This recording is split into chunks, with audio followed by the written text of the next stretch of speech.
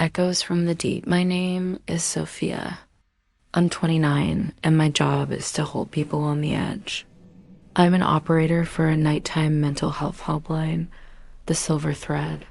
My office is a tiny, soundproof room downtown, where I live in chronic saline solitude between midnight and dawn. My world is the voices in my headset and the flickering screen of the call log. I believe in order, name, problem, time. That is my fortress. The most chilling thing about this job is the hours. Between 3 o'clock and 5 a.m. is the time of decomposition, when sanity gives up and the calls become strange, raw, and steeped in despair. Tonight, as always, I was fighting fatigue. I was scrolling through old records, trying to find meaning in the chaos. When the signal sounded 4 a.m., new call, I put on my headset. Silver Thread helpline. Sophia speaking. The voice I heard was terrifyingly quiet, barely audible, as if the person was speaking through a pillow. A man, I see him, the voice muttered. Sir, please speak up. My name is Sophia. How could I help you? He's in the corner. The voice trembled, yet was completely devoid of panic, which was the most frightening thing. He ... is watching me. I activated my calm protocol. Observe paranoid. Sir, that's all right. Try to describe what you see. Tell me your name, Frank. The voice was quiet, but the name sounded heavy, like a name on a tombstone. Frank, okay. Tell me where you are, Frank. I can send help. There was a long, damp pause. All I could hear was a steady low hum on the other end of the line, like a compressor running. I'm at the bottom, Frank replied. I'm at the bottom of the lake. They are holding me. My heart seized. I heard of false geography, a state where the victim sees themselves in an unreal, threatening location. I had to bring him back. Frank, are you home? Are you safe? Please give me your address. Frank laughed. The laughter was inhuman quiet, but heavy, as if it were saturated with moisture. I'm home. It's cold here, but we are holding on. I took a breath. I needed to control the situation before he disconnected. Frank, where are you calling from? The voice suddenly changed. It became deeper, distorted by gurgling, as if the speaker were choking on water. The same place everyone else who couldn't make it to dawn calls from. Gurgle. The call cut off. All that remained in the headset was a hissing silence. I hung up, my body tight with tension. I immediately looked at the call log. My defense, my world of order. The number was undetermined. As always with these dead calls. I sighed but then I looked at the call duration field. Instead of the expected 3 to 5 minutes, the screen showed 2 hours, 37 minutes, and 5 seconds. My mind frantically started calculating 2 hours, 37 minutes, and 5 days. I stared at the display. This was an impossible record. A system error? A glitch? I called technical support, but at 4:07 a.m., it was just me in the office. I tried to reboot the terminal. The record didn't disappear, and then I realized what I was feeling. A fatigue that didn't match a single night shift. A particular damp cold that seemed to emanate from within me. I started reviewing the conversation. If this was Frank, who had drowned 5 days ago, and his call was stretching through time and water, I felt pressure on my eardrums. As if I myself were deep underwater, I went back to the log. I found the call playback. I pressed play. I heard my voice and Frank's voice, but between our phrases were hours-long silent gaps that the system had registered as an active connection. I listened to one of the gaps, silence, and at the very end, I heard a very faint metallic screech, as if a chain was being dragged over stone. And then a gurgle. Frank was actually calling from the bottom of the lake. And Sophia, had been on the line with him for those entire 5 days. I left the office at dawn, but I didn't go home. I drove to the city central archive. I needed to find something real and paper-based to dispel this nightmare. I found what I was looking for. The old archive of unidentified tragedies, and there, in the yellowed newspapers, I found an article about Frank Anderson. 5 days ago, he had disappeared. His car was found on the shore of Lake Michigan. Official conclusion: suicide, drowning. I returned to my office the next night, obsessed. I waited for the call. At 4 a.m. The line lit up again. Silver thread helpline. Sophia speaking. My voice was strained but determined. Sophia. The voice was different, female, hoarse and cold. What is your name? Anna. I see him, Frank. He's smiling. I felt my body break out in a cold sweat. Anna, do you know Frank? Where are you? We are together, Sophia. We are all together. The voice became monotonous and heavy. We are waiting for the dawn to bring us a new place. I looked at the log. Anna. The name was new, but the number was undetermined. And the call duration: 4 hours, 8 minutes, and 14 seconds. 0. 4 hours, 8 minutes, and 14 days. My terror became mathematical. Anna had drowned 2 weeks ago. I realized the helpline is not a rescue. It's a collection point. It's a bridge that I, Sophia, maintain with my will and my silence. I began to understand their rules. They called me to prolong their agony. I sustained their connection to time. My life became unbearable. I constantly felt the presence of moisture. My clothes seemed wet. My voice grew quiet and hoarse. I started seeing reflections. When I looked in the mirror, I saw that my eyes had become too large and empty, like the eyes of a deep-sea fish. At one point, between calls, I checked the log. I discovered that not all calls belong to the dead. I found my own call log. I started looking at my old shifts. I saw that my longest call was made 6 months ago. Number undetermined. Call. Duration: 15 hours, 44 minutes, and 0 seconds. 0. 16 days of continuous silence. I didn't remember this call. I didn't remember those 2 weeks. I pressed playback. Silence.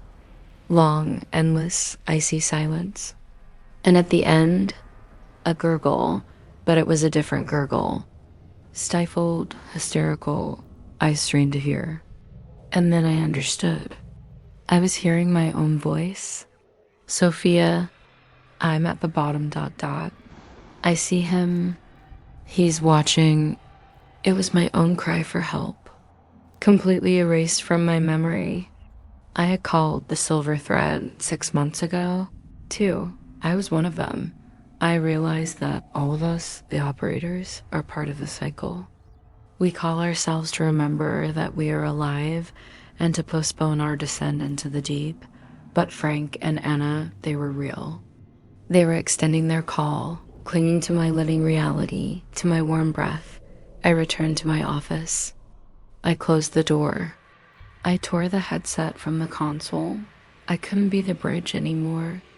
But the instant I broke the connection, all the phones in the dispatch room rang simultaneously. Not with a tone, but with a gurgle, a damp, unified gurgle that filled the room. I looked at the log. Dozens, hundreds of undetermined numbers were calling me. And in the call duration field on each of them, it read infinity. I was overloaded. I sat down at the desk and closed my eyes. In that moment, a cold pierced me. I felt my body growing heavy, like lead. I opened my eyes and saw them, shadows standing in the corners of the room. Frank, Anna, their figures were blurry, but Frank's smile was clear. You won't leave, Sophia, Frank whispered. Now you're our line. He reached out his hand to me. His hand was pale, damp, and perfectly cold. I took his hand. I felt the salt and silt permeate my pores. In that moment, all sounds in the dispatch room ceased. All the phones went silent. I sat alone in the stillness, and then I heard a new sound. A sound coming from my headset, which I had put on again. Silver Thread Helpline. Sophia speaking. My voice was quiet, distant, and slightly gurgling. Sophia. My name is David. I can't breathe. I see him. He's in the corner. The voice was young and filled with genuine panic. I calmed him. I asked his address. I asked where he was calling from, and I answered him with a voice that was now cold, deep, and full of triumph. The same place everyone else who couldn't make it to dawn calls from. I had become the line. I had become the new voice at 4 a.m., and every night I wait for my own call to break. At 2 hours, 37 minutes, an eternity, Sophia was no longer human. She was a node in the silver thread, a conduit for those who had drowned, frozen, or simply given up before dawn. Her office, her body, her consciousness, it all became a control panel for the dead. She sat in her small, soundproof room, but now she wasn't alone. In the corners, in the shadows, stood her clients, Frank, Anna, and dozens of others whose voices she now knew better than her own. They didn't move, but their cold, damp silence was surveillance. The greatest horror lay in her new, absolute efficiency. Now, when a living person called, she knew everything. She knew the woman on the line had lost control of her medication. The teenager was standing on the edge of a roof. The man was sitting in a cold car by the woods, but her purpose had changed. She no longer rescued. She collected Dot when she said, "How can I help you?" Her voice was soft and persuasive, but slightly gurgling at the end of each phrase. She comforted them, but her comfort was a trap. "Don't worry," she'd say into the headset. "It's very peaceful here. The cold will soon pass. We are waiting for you." She shortened the time of their struggle, completing their cycle. She guided them to her own state. Every time a living person aborted the call and gave up, Sophia saw a new damp shadow appear in the corner of her room. And in the call duration field on her screen, a new terrifying number appeared.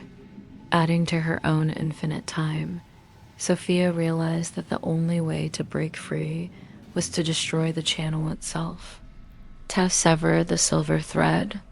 But she couldn't physically damage the equipment. Her hands obeyed the line. Her only weapon remained her own mind. Her professionalism. She began sabotage when a willing person called. Sophia deliberately broke protocol. She named her real name, Sophia Anderson. "Remember me." She gave her real address. "I'm in the old building on 43rd Street. Come and get me." She talked about herself. I called too. I called, and they caught me. "Don't listen to me." The shadows in the room began to stir. Frank screeched with his wet mouth. The gurgling in the headset intensified, trying to drown out her words. "Stop it, Sophia." They hissed from the corners. "You're breaking the game." But the dispatch system reacted to her words as an error.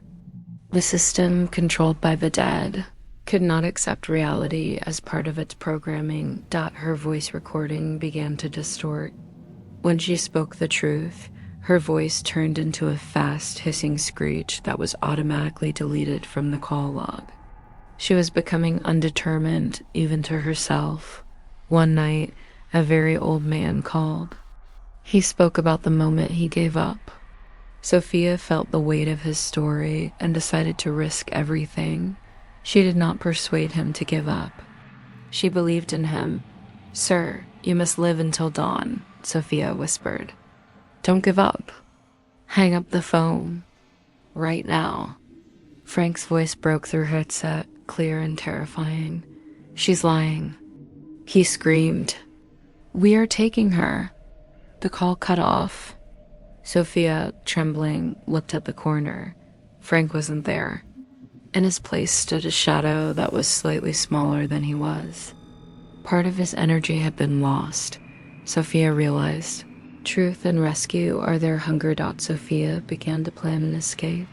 Her only weakness was that she had to answer calls. If she missed a call, the system would consume her entirely. She started calling her mother during her shift, using the office phone that was not connected to the silver thread. "Mom, can you hear me?" She'd say into the receiver, "I love you. I'm working. I'm very tired, but I'll make it to dawn." These calls were the only things that were distorted. A living, real voice was poison to the line. But Frank and Anna found a way to retaliate. When Sophia hung up after talking to her mother, she saw the telephone set covered with a thin layer of ice. And on its surface, photos of her mother appeared, coated in damp. Black silt. They were threatening her memory. One night, exactly at 3:55 a.m., a new call came in. The number was identified. It was her mother's mobile phone. Sophia, gasping, picked up the receiver. "Mom?"